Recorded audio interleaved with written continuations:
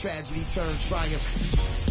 And it would change the game forever with an awe-inspiring style that was all their own. The nation's best baseball wasn't being played in the major leagues. It was being played across the country under bright lights and in front of incredible crowds. And through the passion of his players, he became a cornerstone on the path to equality. I train with and travel with something in my eyes say I'm so close to having the prize. I realize I'm supposed to reach for the sky. Never let somebody try to tell you otherwise. These are the legends. These are their stories. This is the Negro Leagues.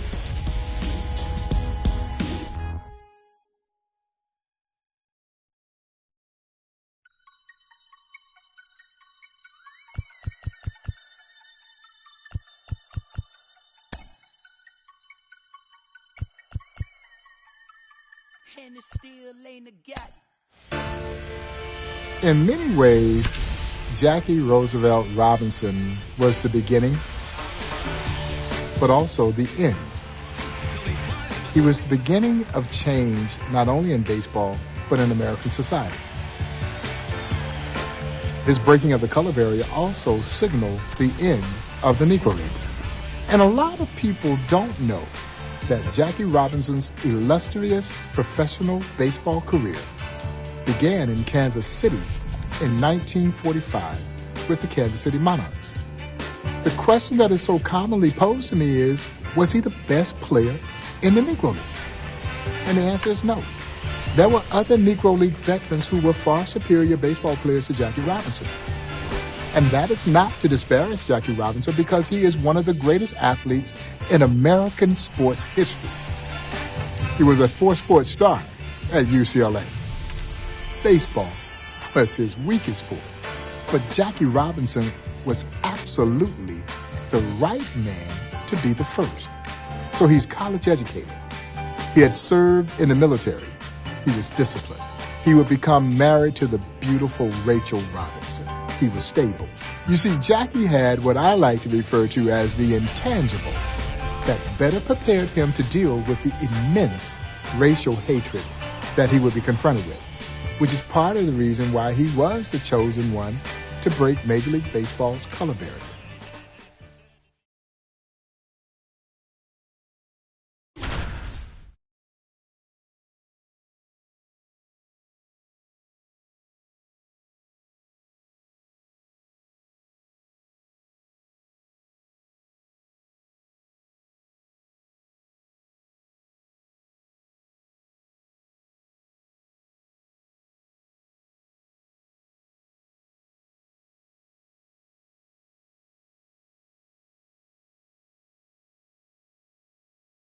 Bang, bang, gotta go get it. I'm lean, ride with it in the trap, going silly. If she drop like it's hot, tell her, bounce with it. Talking big block, flip it, talking big sauce, spinning, got a check.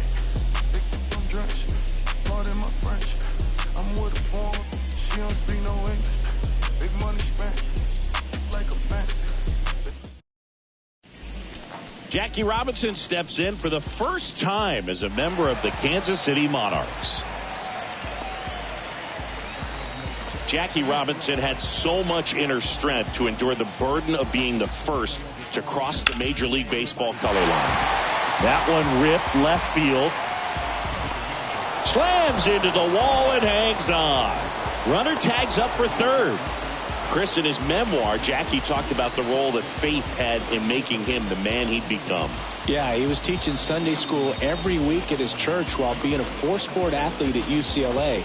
And his reverend from childhood became a mentor and a longtime friend to him. It was a major touchstone in his life. Comes up empty on the swing, 0-2 now. Those first couple of years in Major League Baseball, before Jackie was allowed to fight back, his self-restraint was just incredible given what he went through. And on top of that, he was clearly one of the best players in the league on the field. Swings through it, and that's a strikeout.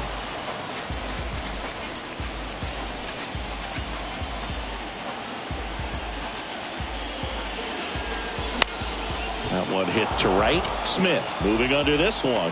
snags it for the second out.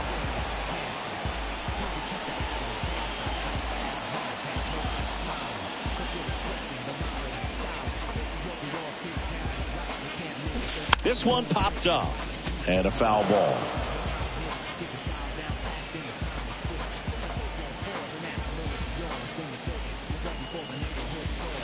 Next offering is in for a strike.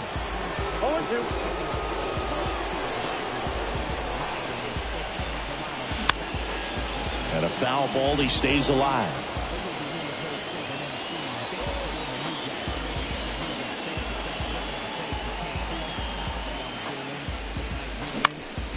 Next offering is fouled back.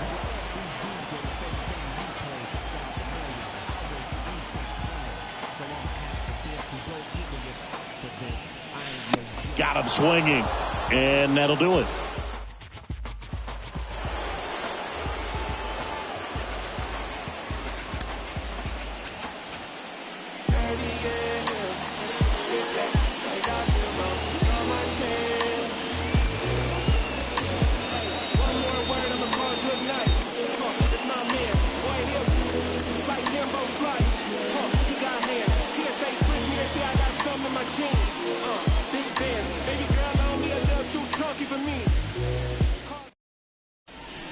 And stepping in is the speedy Jackie Robinson.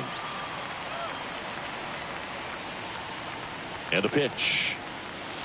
This one blasted deep to left. Way out of here. Home run.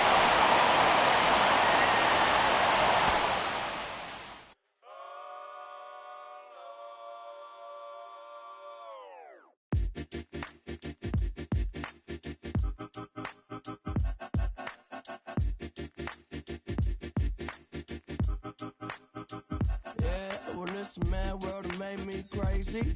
Might just turn around to 180.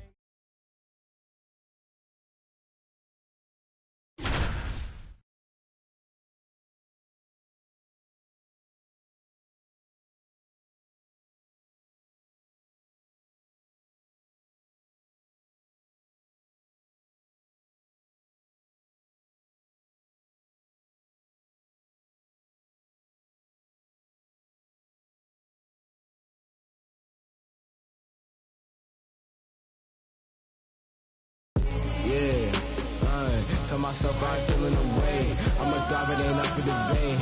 Already got enough food on my plate. Yeah. One down. Jackie Robinson will hit next. You know, Singy, Jackie was a tremendous athlete, but he wasn't the only one in his family. That one out to right.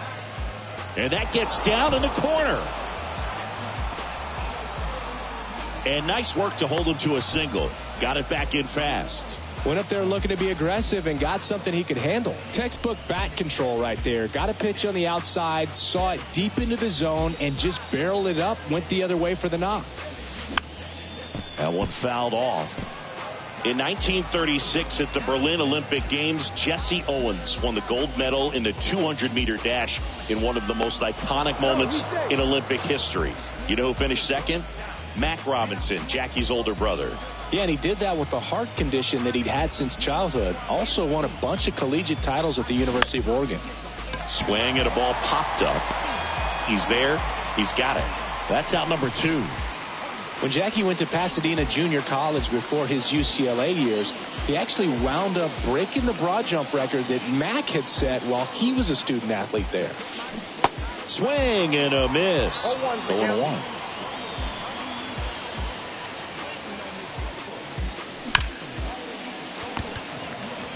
Tosses to first.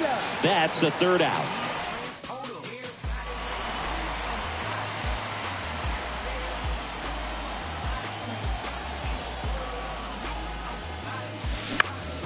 Popped up. Taylor makes the grab. 2 down. Now the number 2 hitter, Jackie Robinson. In the air out to center. Hauls it in, and that's the ball game.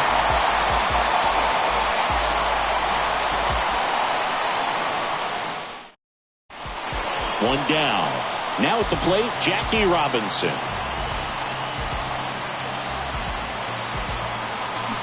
Bounding ball here, rolls foul. One down, base is empty. Strike two.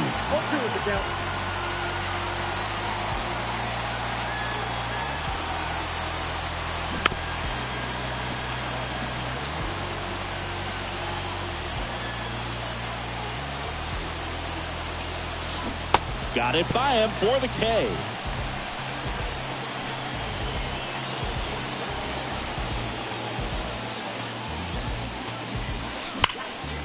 And first offering is fouled off.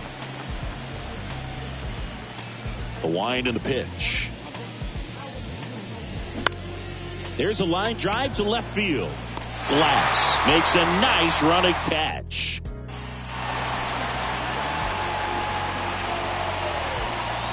Johnson back to work. That's out to center field. And that'll get down for a hit.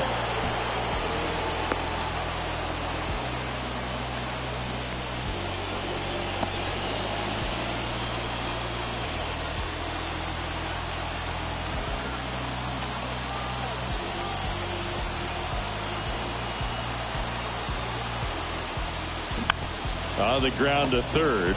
Fires to second for one. And that's two.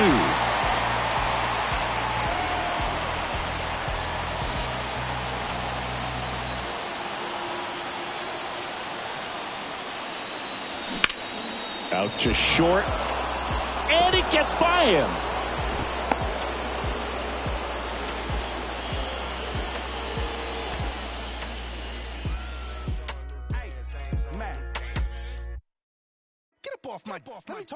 Let me show them how I feel for real. These ain't ill, they ain't got no skill, they ain't got no will for real. I was 10 and 2 on Central Road, trying to make my dream come true. Youngin' from Delamo, trying to let y'all know just what we go through. I was back to back, shack for a pack of thing wasn't no ass.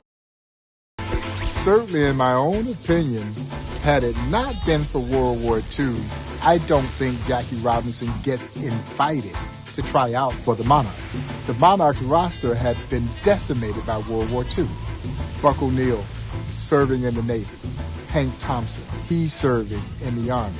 Monarchs Hall of Fame outfielder Willard Brown is serving in the Army.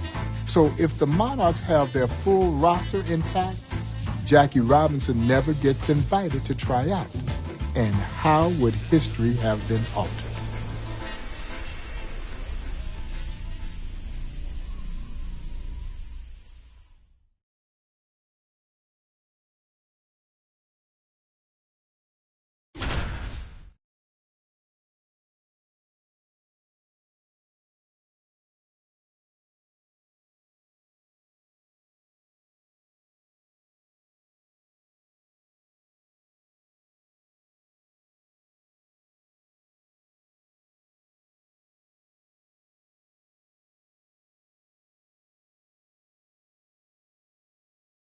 Just between me and you, just between me. You just gotta see that. You just gotta see that. The crowd can't do what they... So up next, Jackie Robinson. You know, it's remarkable to think about how Jackie Robinson was taking stands against racism well before he ever entered professional baseball, especially during his time in the military. High fly ball, right field, and there's two away.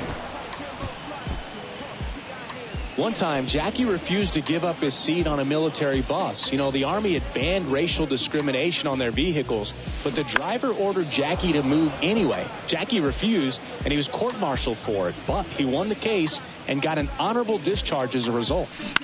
This to third, Gordon gathers and throws to first. One out in the bottom of the fourth. Here's another story of Jackie and the Army. You know, some college football teams refused to play the Army's Fort Riley team if Jackie and other black players participated. So Jackie refused to play for the team unless he could play in all the games. He really was never afraid to stand up for equality.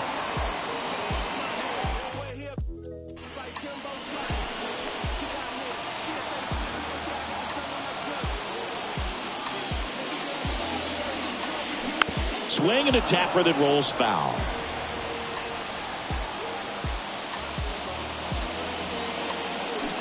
Swing and a miss. And the count is 0-2.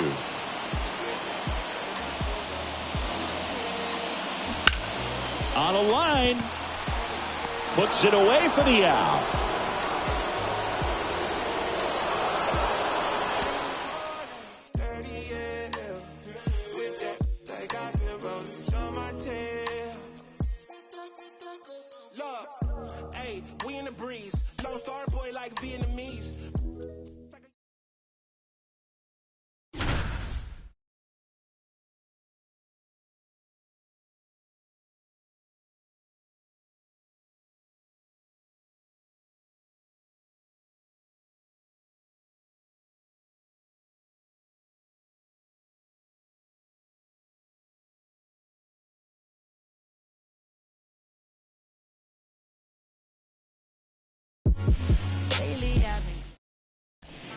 So digging in, Jackie Robinson.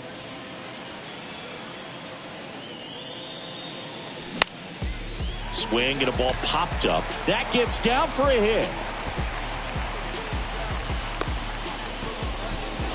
No waiting around right there. He was ready to swing it on the first pitch. When you pop a ball up like that, you don't expect it to get you a knock too often. But right there, somehow he got it to drop in behind first base, and that's where no one could get to it. Cole makes the catch, and there's one gone. You know, before Jackie was in the Army, he played semi-pro football as a running back for the Honolulu Bears in 1941, and he worked construction in Pearl Harbor as a day job during the week. That one ripped. Terry pulls it down, and he makes the catch. And that is that. All set for the bottom of the ninth. Now it's the shortstop, Jackie Robinson. Ground ball left side, and foul ball. Jackie finished his football season in 1941 and went back to California on a ship that sailed away from Hawaii 2 days before the attack on Pearl Harbor. 5 months later, he was in the U.S. Army.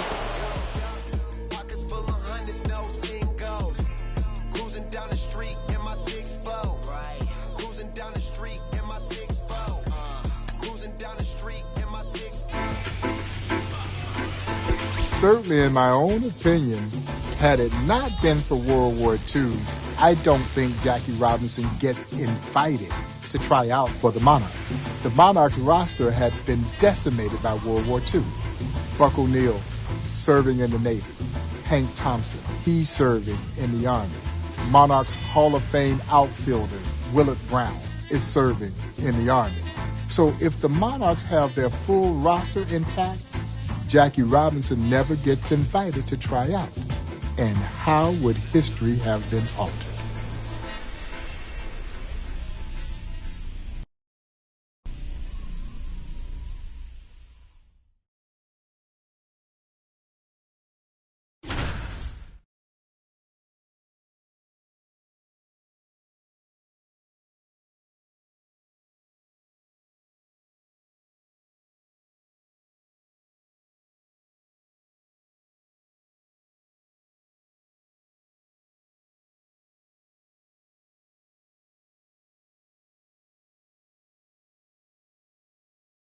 I ain't no joke. I used to let them. And the batter will be the shortstop, Jackie Robinson.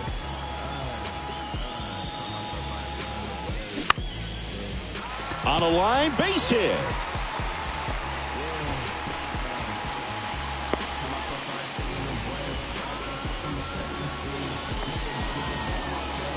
You know, it's remarkable to think about how Jackie Robinson was taking stands against racism well before he ever entered professional baseball, especially during his time in the military. Sutton leads off first with one away.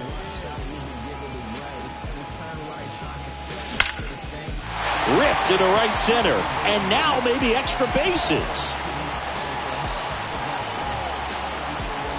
Now he launches a throw over his head. He scores all the way from first. A terrible job getting it back to the infield, and it cost them a run. A couple of hits in a row for him here. Got a fastball, middle of the plate, jumped all over it. Absolutely smoked that ball. And a pop-up, right side, foul territory. Dives, but he can't get it. It's a foul ball. Slapped hard the other way, but foul. One time, Jackie refused to give up his seat on a military bus. You know, the Army had banned racial discrimination on their vehicles, but the driver ordered Jackie to move anyway. Jackie refused, and he was court-martialed for it. But he won the case and got an honorable discharge as a result. Swing and a miss. It's 0-1. Here's another story of Jackie in the Army. You know, some college football teams refused to play the Army's Fort Riley team if Jackie and other black players participated. So Jackie refused to play for the team unless he could play in all the games. He really was never afraid to stand up for equality. Swing and a miss. Struck him out. Had him out front for strike 3.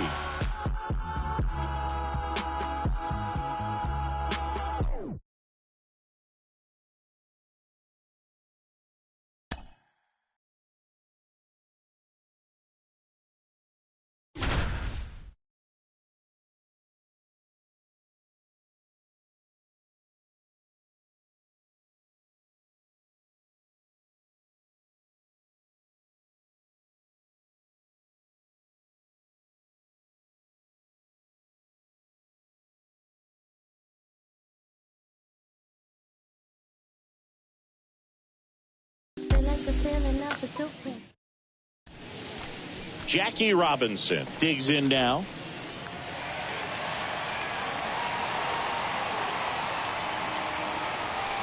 And first offering is fouled off.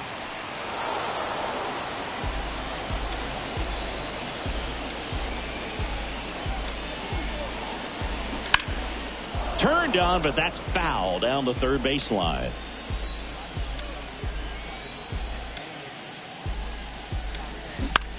Lifted in the air, out to left. Cole puts the squeeze on that one. Out number 2.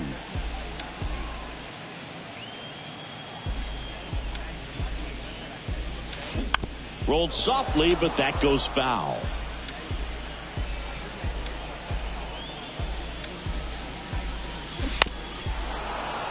Well, this is the type of hitter you want up in this situation. Some sluggers coming up behind him.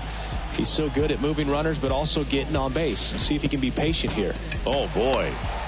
And a wild pitch that missed everything. He's in there.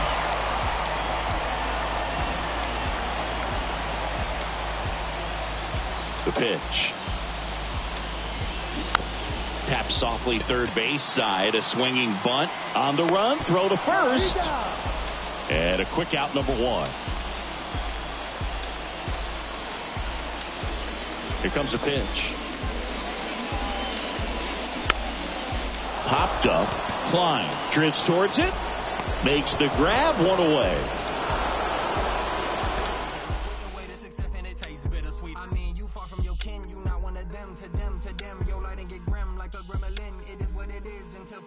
And then it's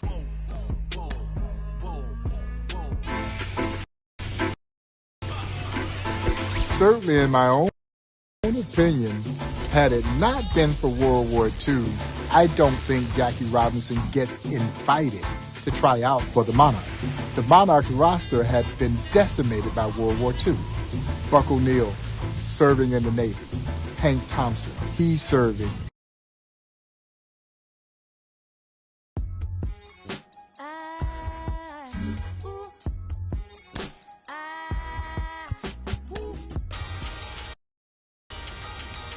On the mound, the legendary Leroy Satchel Paige.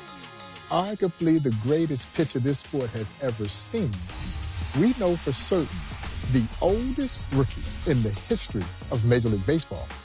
Now, Major League Baseball says that Satchel was 42 years old when he finally got his opportunity to pitch in the major leagues with then the Cleveland Indians.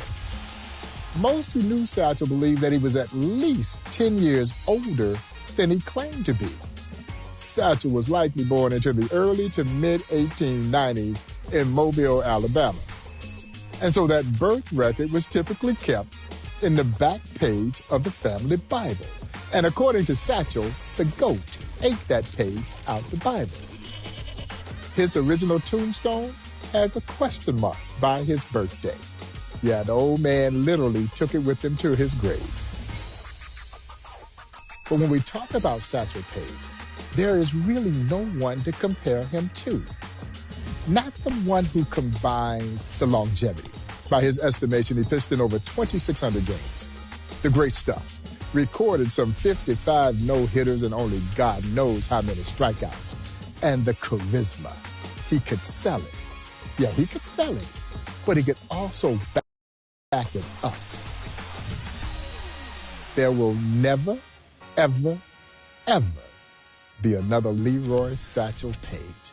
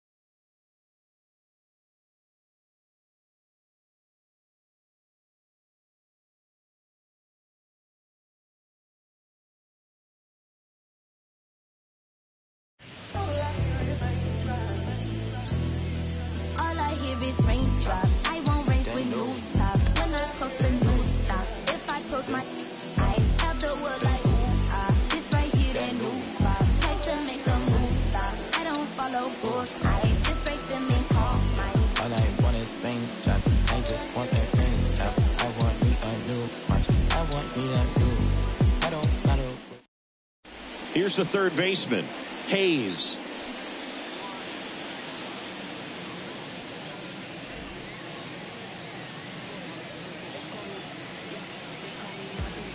The pitch.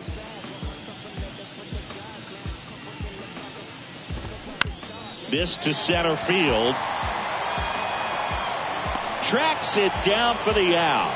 One away. Now it's going to be Glass.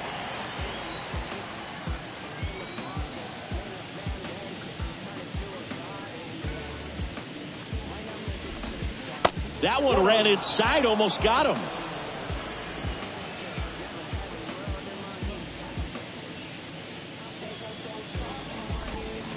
Swing and a miss. And now it's even 1-1. See, I can't imagine batters enjoyed facing Satchel Paige. That high leg kick, so distracting and tough to figure out. The 1-1 is fouled off.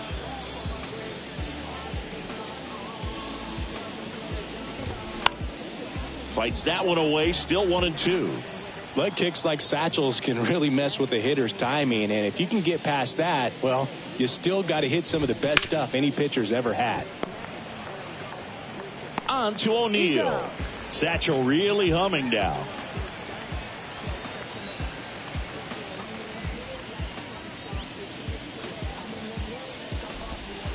First pitch, and he just misses. A pitcher like Satchel who can change speeds, run it into triple digits, or get you out on that front foot with the changeup, you just hope you run into one and make contact. And that's in for a strike.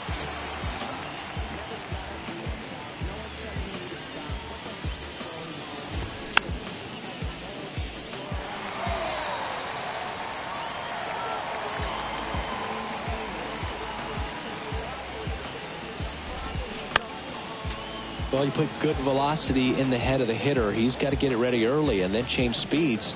Keep him off balance. That's the goal. And a ball evens the count.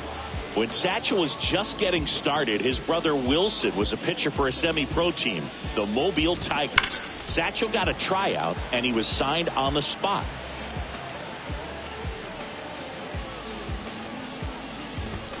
And a swing and a miss, and that's that.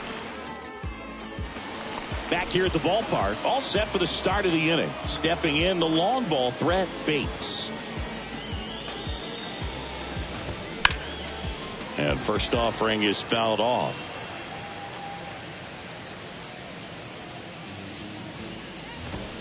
Satchel's second team was the Chattanooga White Sox, and he was way too good for that league. He lost only 2 games in 2 years there. Next offering down low and in the dirt. After Satchel Paige pitched for Chattanooga, he joined the Birmingham Black Barons in 1927, which is where he broke into the Negro National League. In the air, right side. Bradley grabs it on the run.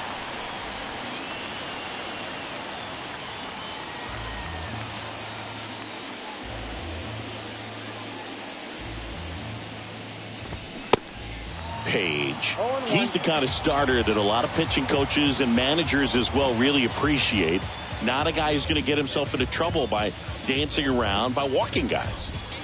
And a foul ball.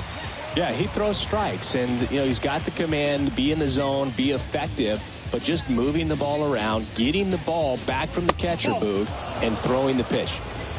No score here in the second.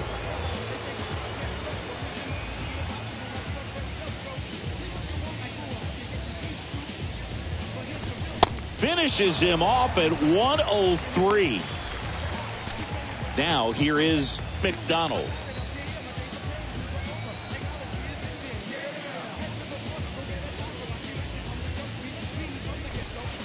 And the first pitch misses in the dirt. It's an interesting thing when you consider limiting walks. Is it more important today because of how many home runs are being hit? No doubt. Keeping guys off the base paths with the way the swings and the launch angles are today, the emphasis of hitting home runs is so huge. It's never been more important. And that is cut on and missed. 1-2. Yeah, I think the other part, though, as well, is it goes both ways, because I think that guys at times are more than willing to give up walks because they'll come back and strike the next guy out. Satchel into his motion. The long windup. Turns on the rubber. Kicks and fires. That's down and in.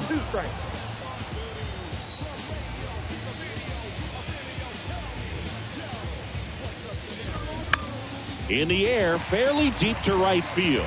Bradley under it. He's got it. And that is out number 3. Well, here we go. Top of the third. Scoreless game. Leading off, Murray. The wide to kick the pitch.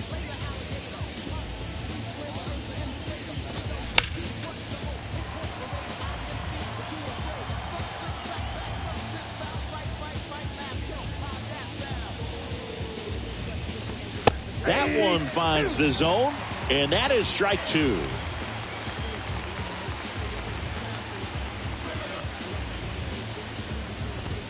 Swing and a miss. Struck him out. No runs across against Satchel. He's been outstanding. So up next, Taylor.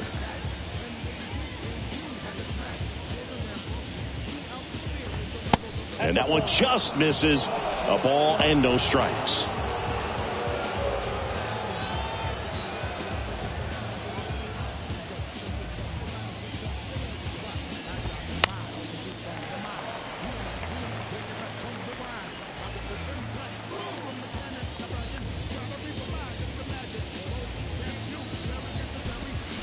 So now 1-2. 1 ball, 2 strikes.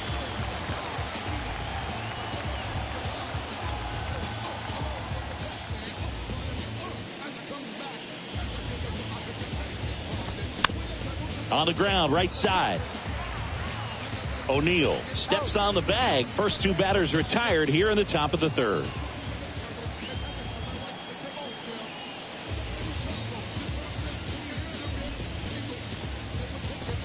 That's in there. Strike 1.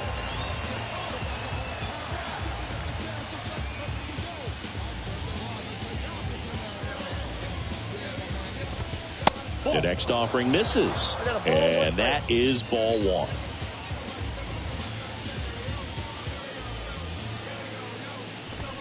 Going to count 1-2.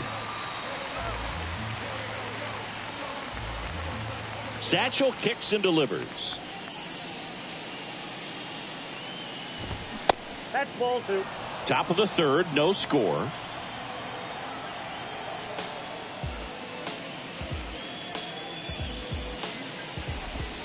Cuts and misses. It's a strikeout.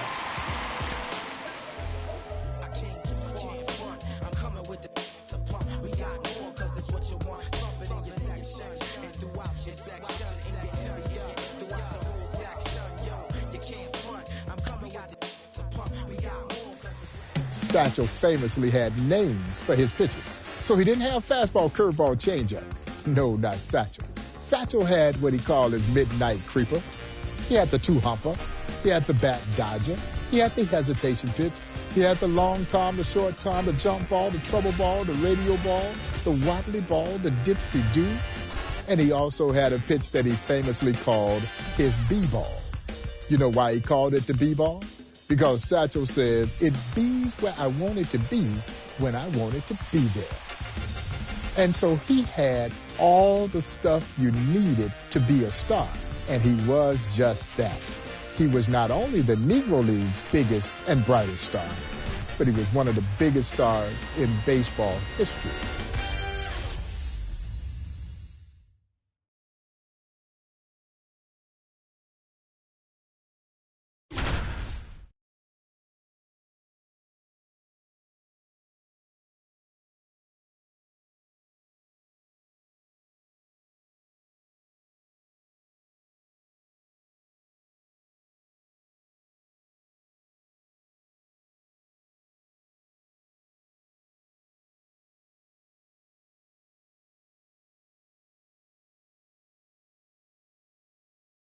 They gon' throw sharks on my knee, meet me horn till I'm finished, till they walk full of faces. I'm calling me God, welcome to the jungle. It's what happens when you wake it.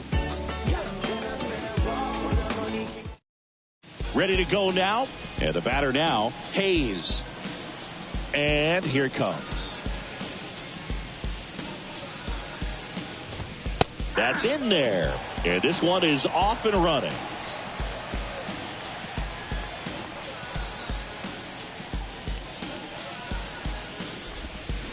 Next offering in the dirt. And the count even 1-1.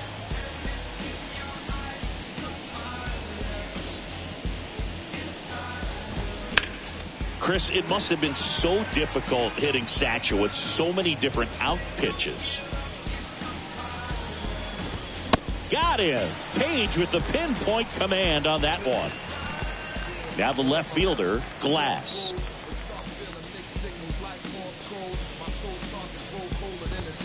That one's in there, 0-1. Yeah, a pitcher with 2 or 3 out pitches is an ace these days. Satchel had closer to a dozen. Dig in against someone like that, you're just guessing every pitch, especially with his amazing command. Next offering is fouled back. Page winds and fires. Oh, tied him up in knots with the bat dodger. And now the right fielder, Smith.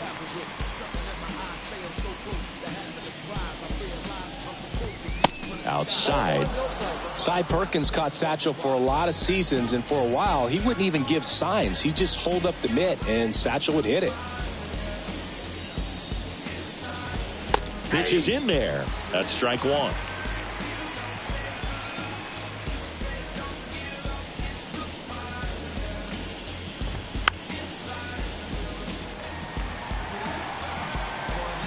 Satchel comes to the plate. Now a high fly ball out to left center. And that'll do it. Welcome back to Mulebach Field. Second inning set to go. Now here is Bates. The right-hander back to work.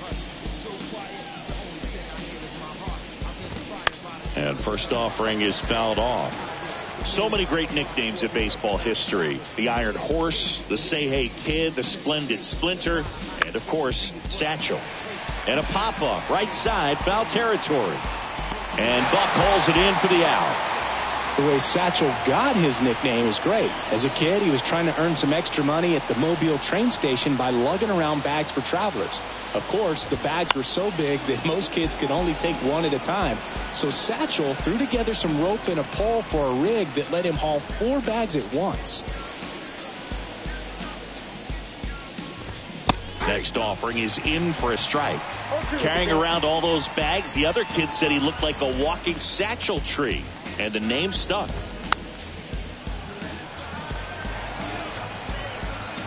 Satchel into his motion. The long windup. Turns on the rubber. Kicks and fires. Lifted in the air right center field. Newman brings it in with a nice running grab.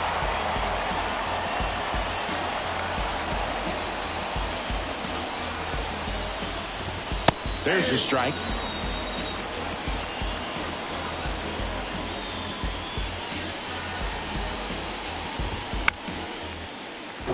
Good zip on that fastball at the bottom of the zone. If he's there all day, it's going to be a tough one for the hitters.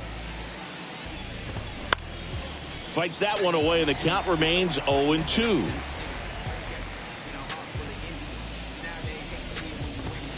Got him looking. Page notches the strikeout.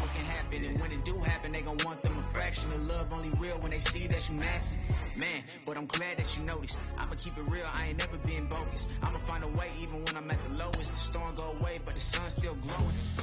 They clocked Satchel Paige unknowingly in a ball game in Griffith Stadium in D.C. Satchel retires aside, and the kid from the military comes over. Mr. Page,